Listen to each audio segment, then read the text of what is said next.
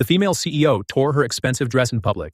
She then walked up to a seamstress on the roadside and asked the seamstress to help fix the dress. She wanted to test the seamstress's skills. The seamstress remained calm.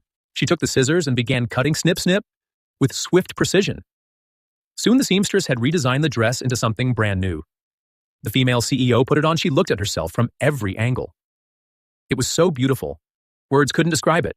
She thought to herself, this is the fashion designer she had been searching for all these years.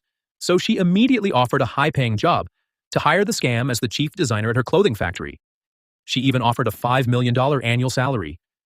But the Cess, lacking confidence from years without work, felt she wasn't up to the task, and her son didn't support her working outside customers around them. Noticed and began encouraging the seamstress to take the job. They said she shouldn't waste her talent. The female CEO, hearing that the seamstress had given up her career for her family, felt sorry for her before leaving. She reminded the seamstress to live for herself and left her business card.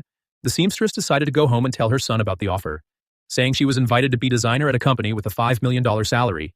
But when her son heard this, he immediately dismissed it as a scam. He scolded his mother, saying she was uneducated and too old to find a job, let alone one with such a high salary. Seeing her son's disbelief, the seamstress showed him the business card. She even planned to go for the interview right away. Her daughter-in-law believed it, but her son thought she had lost her mind. He hurriedly grabbed her to stop her in a fit of madness. He asked his wife to help and locked the seamstress in a room. The son then strictly instructed his wife that while he was away on business, she should make sure the mother only gets a steamed bun a day, as long as she doesn't starve to death.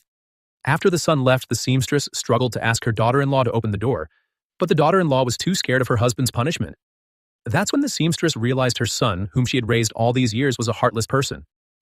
It turned out that when she was young, she had been a seamstress. Her husband didn't want her out in the world, so he had her quit her high-paying job after his death. Their son had inherited his father's mindset and locked her at home as a housewife. At that moment, the seamstress deeply regretted it. She remembered what the female CEO had said to her and realized she should live for herself. She then spoke to her daughter-in-law, not wanting her to suffer the same fate. Eventually, her daughter-in-law, who also dreamed of becoming a fashion designer, opened the door. The two of them went to the female CEO's company, ready to show their value. But when they presented the CEO's business card at the company, they were rejected by the manager.